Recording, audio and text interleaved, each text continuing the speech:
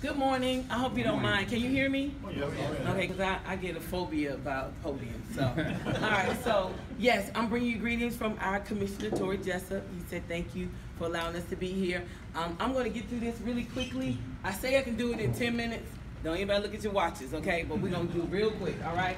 So, new ID requirements in North Carolina. This is the first time in our history that we're going to put a notation on every credential that we issue, whether it's a CDL, a learner's permit, my motorcycle, anything that we do, we're going to put two. One's going to be either real ID or not for federal identification.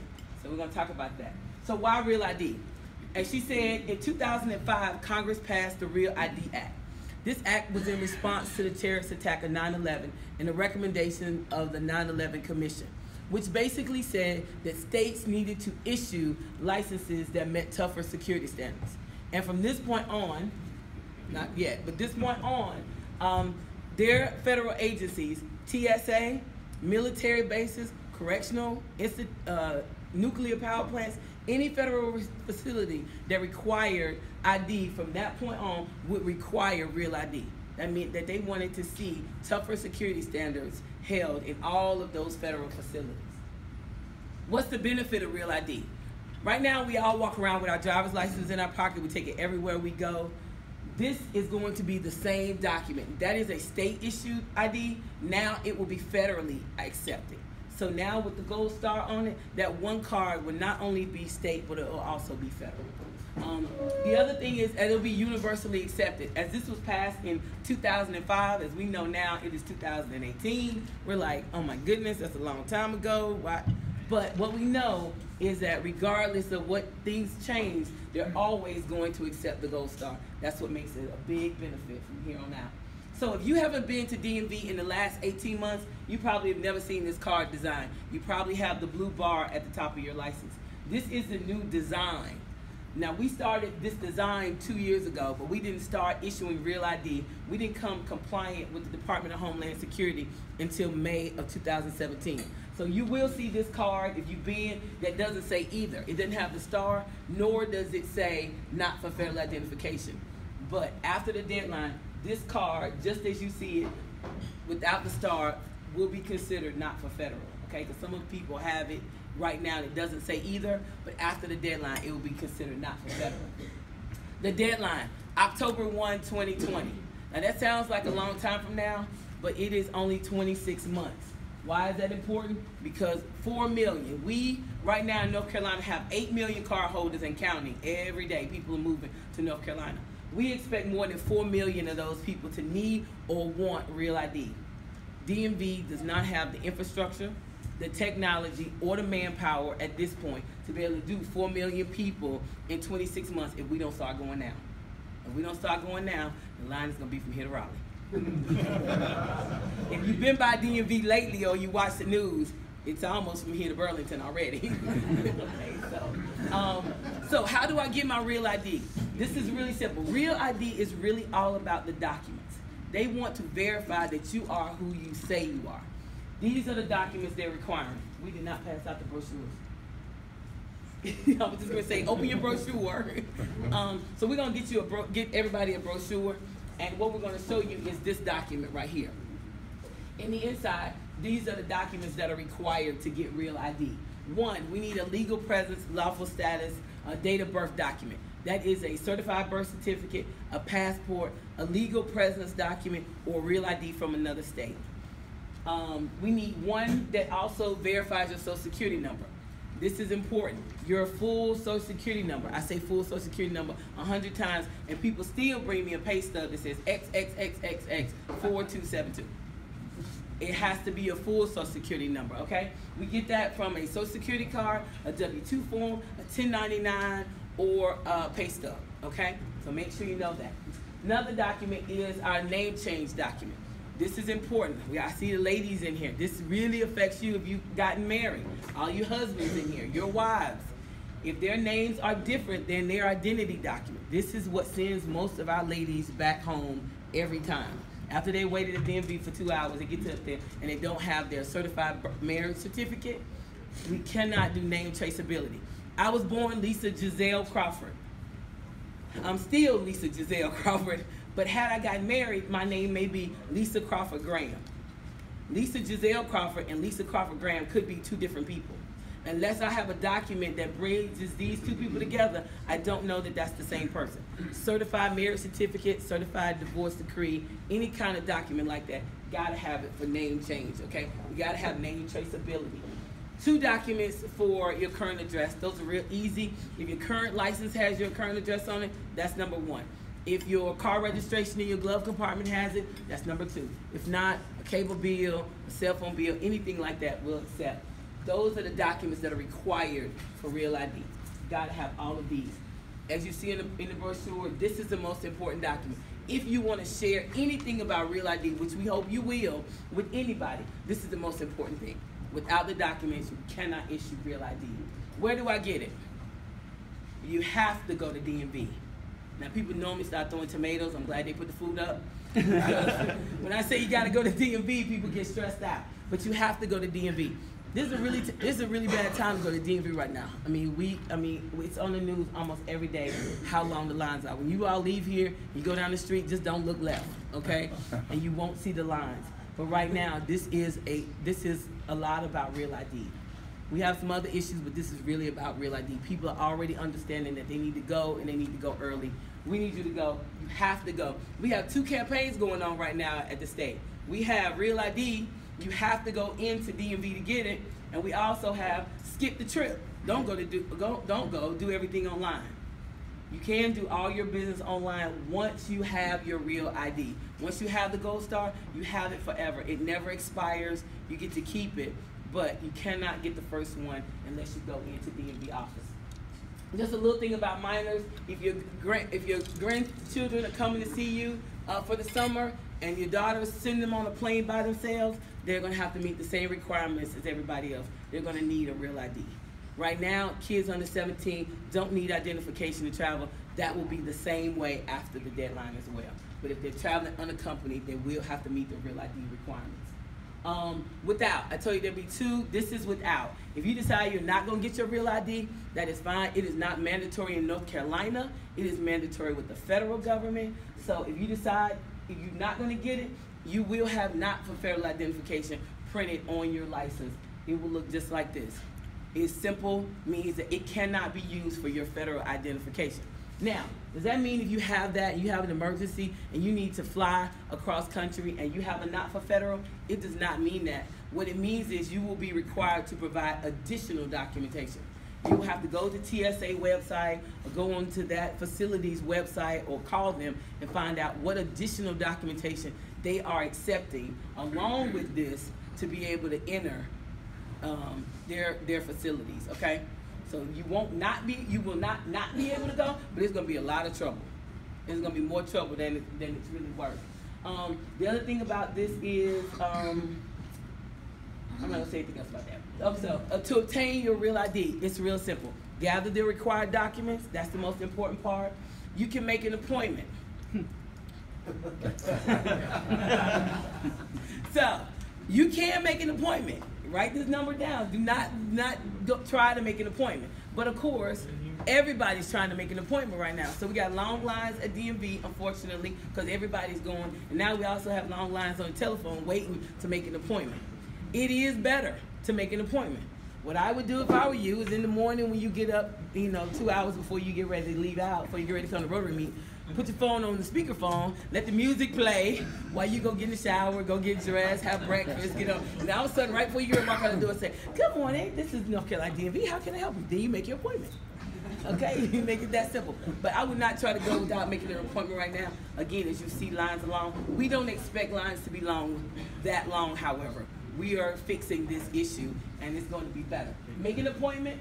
It'll take you 15, 20 minutes. All we're going to do is look at you, say you are who you say you are, scan your documents, give you a new picture, get you a new TDA, which means it's a temporary new license. You'll get your actual license in the mail. 10 to 15 days, you'll get it in the mail, okay? The costs are the same. There is no actual cost for Real ID. Real ID is about the documents, not about the money. But if we produce a credential, you do have to pay for that. So if you're within 6 months of your renewal date, you can get your renewal You can get the gold star if you bring your required documents. Doesn't cost you $1 more. Okay? Same thing, if you lose your license right now and you need to get a duplicate, it's gonna cost you $13. If you're outside of your 6 months of your renewal period, meaning you don't renew for 4 more years, you can still go to DMV and get a duplicate. Duplicate is gonna cost you $13. If you bring your required documents, it's still just gonna cost you $13. So a duplicate is $13, a renewal is $40. If you're over the age of 65, you renew for 5 years. So it's 5 years, $5 for every year, so it only costs you $25, okay? And that's it. So your network. The most important part is the reason why we are out going to sit and talk before great audiences like you is because we need you to help us get the word out. So many people don't know about Real ID. They don't realize that it's going to affect them, and we need people like you to help us get the word out. You're a trusted voice in your community. People, what you say, people listen to, and we need you to help us get the word out, whether it's your church group, whether it's your running club, your hunting group, whatever, whoever you can sit in front of and tell them about Real ID, we really need you to, and we really appreciate it. We have something called a toolkit. It has everything about it Real ID electronic. If you have business cards and you'd like to give it to us, we will send you out the toolkit so you can post it on your social media. It has social media posts on it, it has videos in it, has everything you need to know about Real ID, real simple. So if anybody would like that, we will be glad to give it to you. But other than that, I'll take any questions if anybody has anything, but that's everything about Real ID. Yes, sir. All right, renewal, we get a Real ID. Yes. And it comes time to do a renewal. We want to bring all the same documents again to do the renewal. No, you will not. You only have to bring these documents once. Once you have the gold star, you have it. You don't have to do it. You don't have to do that part ever again. Yes, sir. So, do we need to go to the DMV office in our county, or can we go to the DMV office Anywhere anywhere in the state? in the state. Anywhere in the state. And that's why some of the smaller areas are getting bombarded. They're not used to the long lines because a lot of the metropolitan areas, the urbans, they're starting to push out into the. They already have long lines. They already have. You hear me? Yes, I saw another hand. Yes, ma'am. But after you get your Real ID, you can order another Real ID online. Yes, you can. Yeah, you can do, once you have the gold star, you can do your business online. Yes. Yes, sir. What does that do to global entry? Global entry still applies. So if you have global entry, you can use your global entry card. You better use that as opposed to this. So I don't have to get a Real ID? Not with global entry. But I would get it anyway. So whenever you get ready to renew, just take your documents. You may not have to make a special trip, but I would go and get it. Whenever you have to renew, I'd get it anyway. Okay? That's true. Passports too. When you're traveling. So yes, you can travel domestically with your passport, but remember that you have to take it with you everywhere you go. So when you go to Cleveland and Florida and Texas, you have to take your passport. Most people don't want to travel domestically with their passport when they can just take their license, their driver's license that they carry with them all the time. But you can travel with your passport if you have one and you want to do that. Yes, sir. Lisa, for employers, does this potentially affect I-9s after October of 2020? It does not. No? It does not. They would not have to, as it stands right now today, they would not have to have a Real ID to prove their I-9. Okay. Yes. Yes, sir. Lisa, if it takes 5 minutes for you to go through to get authenticated with Clear to bypass TSA at the airport, why can't DMV put up a bunch of kiosks to get people? It would, obviously, they'd have to staff them, but that would certainly help with lines and that kind of stuff. We're working on that. Okay. Yeah, we're working on that. But yeah, what's your name? Chris. No, we're right here. Jason. Jason said. That's, yeah, and that's really what it is. We're hiring more people to eliminate the lines, and that kind of stuff is the same thing as well. So That's it's right. all money, it's all money. That's exactly right. Now that we have lines, it's easier to tell people we're gonna have lines than trying to tell people beforehand we're gonna have lines. They're like, I don't see no lines, and then they give us the money up front. So now that we have lines, it's kind of easier to get the money now. You know, so that's how it is. So we're working on it. We're working on some express lines. We're working on doing some things differently in the office and how it operates. Having people set teams to do road trips, that takes a long time. We're having set groups do that so we can leave examiners in the seats. So we are doing something to now speed up the lines with some resources that we've been able to acquire. Yes, sir. This conversation is taken back here. You can't get in a federal facility without this. That keep them out of prison?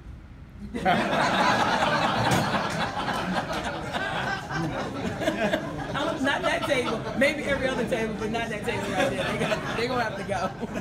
Yes, ma'am. So, on the name change, my passport is my current name. Do I still need my marriage certificate? You do not. So as long as if your passport is in your married name, then you are good. You have, because that's the name you're using today. But if you were using your birth certificate, then that's when I need it. Okay? Yes, sir. Yes, Chris. Yeah, somebody had to go get their marriage license, that works for me last week, because they wouldn't accept their passport with their married name on it, because it didn't match their birth certificate. So they had to go get their marriage license notarized to prove that. It should not be that way. They only need one identity document, and as long as their passport was that they had that in their married name, then they didn't even need the birth certificate. So I want to talk to you about that because I want to know what office that was. Okay. Oh, it was in Kernersville. Okay. Well, I'm going there when I leave here.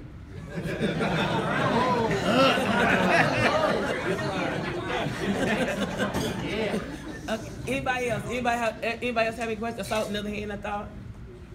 Everybody good? So does anybody have their real ID? Okay, well, some people got. Okay, we got some work to do in here. We're gonna go get our real ID, right? We're going this morning. Yeah, I'm going this morning to Kernersville. Lunchtime is a good time to go to Kernersville. Whip them through. We're gonna be there for a while. Yes. Yes. Yes, sir. Do y'all plan on lengthening the hours, work hours? I know Solid Creek opens at 7:30. Some of our offices, some of the bigger offices that have more staff, we are opening those at 7 o'clock. So there's an hour earlier. We are trying to push for some later hours as well. We're trying to look for more retail hours that are like 7 to 7. But again, so, but we're working on it. The commissioner is working hard to try to, alleviate this problem. I mean, people are in line for a long time right now, and we're not accustomed to this. This is not how it should be. So we're working on a lot of different options to make that, get rid of the lines. Anybody? Yes, sir. Did you say it was not required in North Carolina?